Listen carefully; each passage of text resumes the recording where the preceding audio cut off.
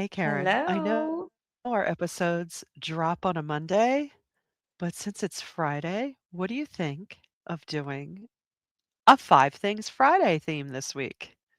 I absolutely love that. And I mean, as we sit here on this Friday, and I'm sure when this episode hits, people will be able to relate. It's been a really fast paced month, a fast paced week, but it's been exhausting. So we're both a little tired. Yes, a little fried. So we're going to be fried Friday with five fun things. Oh, there you Let's have get it. into it. All right. Here Well, we let's start go. with maybe we'll start with the not fun thing first. One fun thing, not one Sure. serious thing, and then a fun thing. So There we go. there is tons of content, debate, conversation, insights about the AI content watermark. Let's talk about that. Yeah. Yeah, let's get into that. Yeah, so I know it's starting with Anthropic and maybe some others. They're going to start watermarking content created through their channels, which has caused many to erupt with cheers and some to erupt with jeers. And as with most things, there's more of a middle ground, right? Yeah. It's, yeah, I don't know. I'm not sure how I feel about this yet.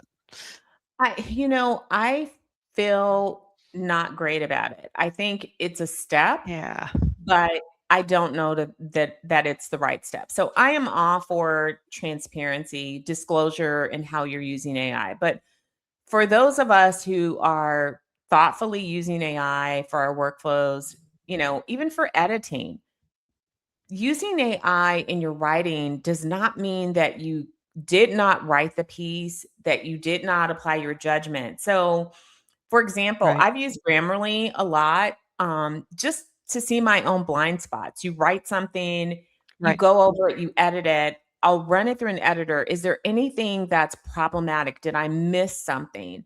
And I may look at those Grammarly suggestions, and I may pull in that draft, but then I'll go over it again and rework stuff like, I don't really like the way that it said this. So I'm going to say it this way. Same thing with, Yeah, an AI engine like Claude.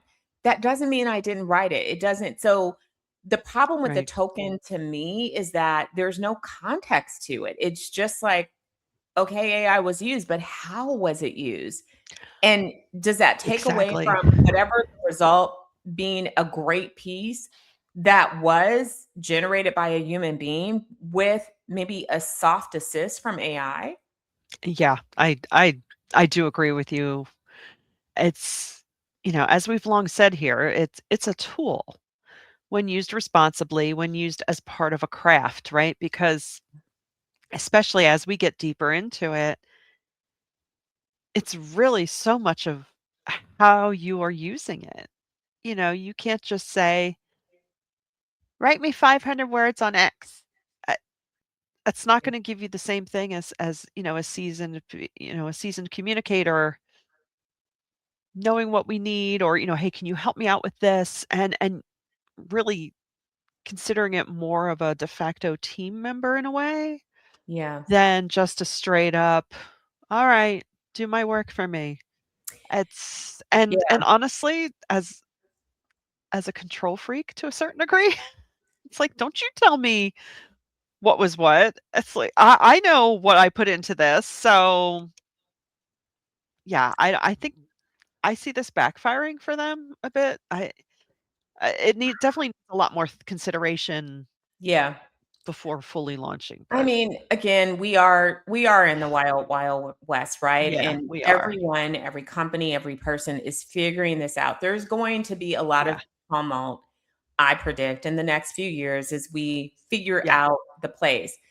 yeah, However, for those that are like, I hate AI, I never use it, you really are using it. You just are not, you may not be actively using the AI engines in your work right. or in your design work or whatever. But if you have a smartphone, you're using social media, you're using any tool, Yeah, media database, press release, distribution service, it's hard to touch anything these days without AI being involved. So just Yeah. recognize that even though you think you may not be using AI, yep, you are. Yeah. You Yeah. really are using it. You're participating in it. And so I encourage, our professional community to not just hate it, turn a blind eye to it, but learn, be a part of the solution because there's a lot of figuring out that has to happen. Pick a lane. Maybe you are interested in teaching and figuring out, are there responsible ways that this can be incorporated into PR work? Um, Totally. I find it incredibly useful to help me research things like Mhm. competitive intelligence, the media landscape, spotting trends. That's not irresponsible use, but we focus to me on AI slop. And I'm Yes. sorry, I'm just not as worried about that because can we just be honest and say that bad writing has existed long before computers? There are people that write things that are just not good. Books, manuscripts, websites. Do you remember the websites that from old industries that Oh, had all yes. like the black stuff and the cartoon images that made you want to stab your eyes out because it was so bad, but to an industry it was so normal that it was good. Yeah. So I think we're fighting the wrong battle. Like AI slop is not the problem. It's human beings being involved. And here's a good way not to encourage AI slop. Don't read it. Don't publish it. Like Mm. we can protect ourselves from all kinds of bad writing by not reading it, sharing it. If you are a publisher, publishing it. Yeah. That's a good way to shut it down. But we act like this is the only battle on the AI front, and there's bigger issues that we really should be considering. Yeah. And I mean, and I do get it. The frustrating thing is it's both frustrating, but actually heartening. And I hopefully our listeners across, the country are seeing this. In my local groups, we everyone is so over the AI slop of the flyers because it's all the block text followed by the handwritten thing. Too much information everywhere. And what I see in this is an incredible opportunity for communications professionals to educate because yes, people who go to school for design, yeah, that wasn't a scam, everyone. It's a real profession, knowing where to place things, knowing when not to place something. White space is your friend, your eye and your brain. Graphic designers are trained on this. We, to a certain degree, are trained on this to know where the eye flows when it looks at a piece of paper so you get your message through. And also, diluting your brand with this stuff because if everyone looks the same, I don't want to hear you complain that your store or your business isn't standing out. So be smart about it. It is kind of funny when I see commenters begging, please go back to the crap you were making on Canva. That is hilarious. And these are everyday. This is not like people in the industry. These are Yeah. people. So there, I, it's a yeah. glimmer of hope in our world. I think for me, I don't I don't really see all the flyers and I'm not, but what does bother me is when it becomes deceptive, right? Yeah, So whether yeah, it's in true. written content or, the thing that really gets under my skin is these AI photos that Ugh, are used to represent your product or service. yeah, That's wrong. If you're selling, food, your restaurant, I don't want to see AI photos. I want to see pictures of your actual food yeah, because I'm coming there and that visual is a part of it. It's the experience. It's the description of the dish and what's in it. And it's seeing an actual photo. And yeah, even if it's not like a pretty polished photo, I wanna see what the food looks like. I don't want a menu that has AI or stock yeah, photos on it. If I'm buying a pair of shoes, can I see the actual shoes? Because I don't wanna get right? to a store and then have it look completely different. That is Yeah. deceptive, so let's not do. Definitely, definitely. And look, I know a lot of businesses are on super slim margins. So, even if you can't hire a designer or a photographer, but trust me, there are so many solo designers and photographers out there who really are not going to rob you of your money. In fact, if you approach them to fix something that you made in AI, that's going to cost a lot more than just saying, here's what I'm thinking, and they'll just do it outright. But let's take that all the way down to you can do okay with your cell phone. Those cameras are pretty darn good.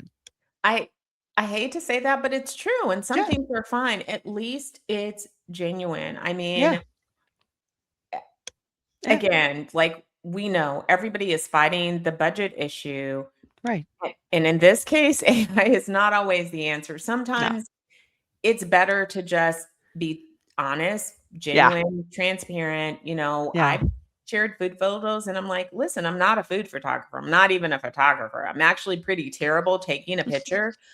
But this is, I'm so happy with, how this came together and what I did that I had to share it. Now, I Yeah. won't put that out, in the wide public, but I'll share it to like my little groups. Yeah. Because when it comes down to it, it could be costing you money in that it's money you'll never see walking through your door because people might look at an Yeah. AI generated photo and just go, nope, next. Yes, So, absolutely. well, speaking of next, there's something else out there, Yeah. negative SEO. Talk to me a little bit about that, Karen, because you brought that up and Yeah. I thought, ew. So, there's some litigation pending, and I'll share a link to this newsletter that landed in my inbox, and I was like, wait a minute. Mm, I think I can share the link, but anyway, so there there's a US battle, right? And it's over SEO sabotage. What? Who even knew that that was a thing? So businesses are deliberately using toxic backlinks to damage the online visibility of competitors. Crazy making. I mean, I'm not surprised because we've seen this with the rage farms, but that's crazy. So yeah. when I thought about that, like, how many of you have ever encountered like malware? I have, where I had to like call in a service and cleanse my website and do the whole resubmit to Google Mm, because somebody had hacked the site and put in like horrible content. Well, think about this being applied to backlinks. And so I think, yeah. for all of us, we've thought about negative SEO as par for the course, and you do what you can to like push the negative stuff down. I never thought of it being weaponized against you. Well, there may be legal recourse for businesses. And so for me, the eye opener was, oh my God, I need to actually go through and like check backlinks for myself, for my own sites. Like, your clients may have SEO experts internally who are already doing this, but if they don't, maybe small, medium businesses aren't this savvy. It's something to make your clients aware of it, but it's also something we should be aware of to make sure that our names and brand reputations aren't attached to toxic backlinks. Never knew this. Wow. Yeah. And, I know at least within the auto realm of digital advertising, the automakers have rules of that you can't do certain things against fellow Yeah. retailers. So this is, that's fine in a controlled environment like that. But for other businesses that don't have those protections or at least those ground rules, this is definitely Yeah. yet another It's thing really for us to tough. keep track of. But, Definitely. good times, good times. Well, speaking of good So, times, the fine people of New York City witnessed something interesting rolling through the streets. I won't make hairball sounds because I don't want to make anyone feel ill. yeah. Tell us about this, Michelle. This is crazy. So apparently, you know what? In a world of AI, experiential marketing is having a moment. They hear the hair product company K18 literally rolled a giant hairball through the streets of New York City in promotion of one of their products. And honestly, the notion of a giant hairball makes me want to gag, but I'll try not to. But We just thought this was kind of hysterical. It's like, I'm sorry, a what? A what was Yeah. rolling through the streets? Yeah. But yeah, apparently it was successful. And, it's just, again, acknowledging that we are still craving real things, even if it's a hairball. Even if it's a hairball. So, yeah, this was crazy because it was a stunt called the tumble hair. And of course, Ugh. eh, actually, there was some people were shocked. And it was for the launch of their product, Future IQ, I think. And so it's some hair longevity serum. But what was funny to me is that this happened in New York City, and New Yorkers actually did stop to like be like, what is that? Because I'm sorry, New Yorkers, y'all are the most unbothered people on the planet. And so in my mind, you would be like, eh. But New Yorkers were intrigued about saying something. That must have been one gigantic hairball. So there was a lot of You social know, media, which you want with, your experience, a lot of people writing about it, a lot of engagement. And so it was successful. yeah, exactly. Well, and the only thing I can think is it would get their attention, especially if it's in their way. I'm walking Yeah. here. Move, hairball, move. And if anyone's ever tried to navigate their way through Times Square trying to meet people for a show, you know what I'm talking about. I turn into a New Yorker. I'm like, "Move Exactly, exactly. So, I don't know, I've never been on the experiential marketing side of the fence, that I can remember. I don't know, sometimes parts of my career escape me, yeah. but God bless. I'm glad that this Oh, worked out, I'm and, telling you, they no they one do was work harmed, hard. and it was a Yeah, little bit of real life, in yeah. person, fun. So, You know good what? on you, K-18. I'm gonna have to find out if I have two very dear friends of mine are experiential marketing veterans. I'm gonna have to ping them and be like, "Did you do the hairball?" Please, Al. Were I you will part of ask. the message? Yes, yes, definitely, because, yeah, that is something they would do.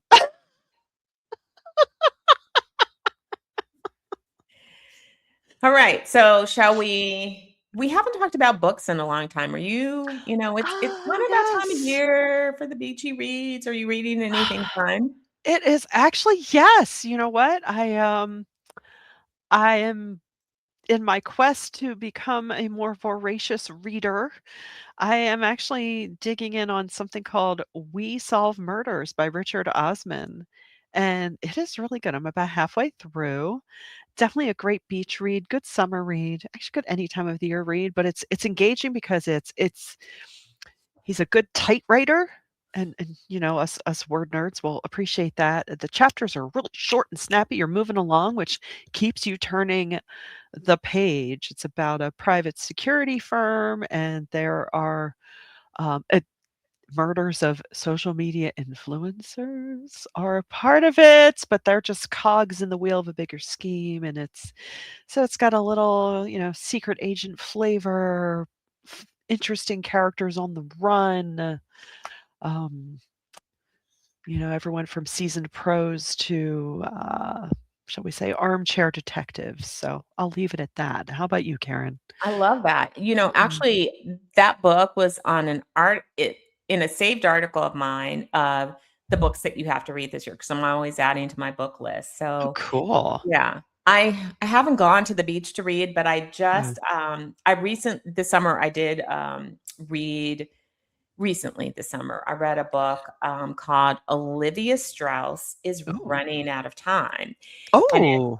by Angela Brown. And it actually was such a great read. It was interesting in that the underlying topic really dealt with life and death matters, and just that sense of we have this finite amount of time to live. There's a plot twist in it that I won't spoil for you, but it was done in this very relatable way as we look at the dreams that we pushed aside, the things that we Oh. didn't go after, and what happens if you're confronted with, I only have so much time left. But Wow. it was really a fun read, it kept me engaged in turning the pages and wanting to finish it to see like what was going to happen. And it was also very inspiring because I think tackling a subject like that is something that everybody on earth can relate to. None of Yeah, us has an infinite amount of days. right. And so it made me just it inspired me to like, huh, dust off some of those things. Let's take a look at the things that Mm. you've shoved aside and let's think about, being more intentional in this season of your life. So yeah, good read. Olivia Oh. Strauss is Running Out of Time by Angela Brown. Highly recommended. I'm reading another fun one too, but maybe we'll have another book talk here Oh, on the podcast and we'll talk about absolutely. last time we talked about business books. So maybe next Yeah. time we'll talk about the fun stuff that we're reading too. And you know what? The fun stuff's important because even just the way that you summarized your experience with that book, it matters because, the books, they make us think. Yeah. They help us even relate to ourselves. And, it's also good to read someone else's writing. It gets us out of our own head. It does. It inspires our creativity. I always think that Yeah. reading outside of work, outside, different genres Yeah. is really helpful to sharpen our own writing. So Yeah. yeah. Yeah. Yeah. I know I've long tried to conquer that ingrained Pennsylvania Dutch work ethic. "Oh, don't sit and read. You must always be doing." I'm like, "Shut up. I have to go read." I love reading. I've Yeah, always me loved to too. read. Yeah, And I know that most of our audience, they're big readers too, because people who read are attracted to this profession. So it's a true. common interest that we all share, but Yeah, sometimes life gets in the way and you don't have enough time for it. So make some true. time before the summer goes away to grab a good book for fun. It doesn't have Yes. to be about business. We love learning, we love Oh, business books, but challenge yourself to get through a book or two before the summer yeah, ends. definitely, and just looking ahead to September, September is National Library Card Month, so Yay. I would be a poor public library board member if I did not suggest that you get a library card, and honestly, they offer great things, like, I know my local library and many around us. With your library card, you can access publications from around the world, newspapers, if we're all looking to trim subscriptions, which many of us are, even though if we have the bandwidth, I always say support your local media. But if you're trying to trim your budgets right now, I know my library offers pressreader.com, so you can read all sorts of newspapers just with your little library card. I Right. love It's my that. shameless plug. Yeah, and librarians are very modern. I know that Mhm. we have this viewpoint, so they do offer a lot of services. Yeah, There's they even do. libraries that have like, the appliances that you can Yes! borrow. Yeah. The So library of things, we call yeah, it. You can get a yeah, power washer, yes, bunt cake pan, yeah. It's a even great place to go. yeah, it really is. Even a lot of them have work pods. I know our library is looking to partner with the local chamber to create, like, a co-working day here and there. So anyway, just Yeah. running off the tangent, but well, that wraps up our fun Friday that you're listening to on a Monday, Tuesday, Wednesday, or Thursday. But we're glad you're along with us for Yeah. this ride. And of course, we are committed to helping our fellow solos just do well and succeed in business. So please hit us up at soloprpro.com or thatsololife.com. And until next time, thanks for listening to That Solo Life.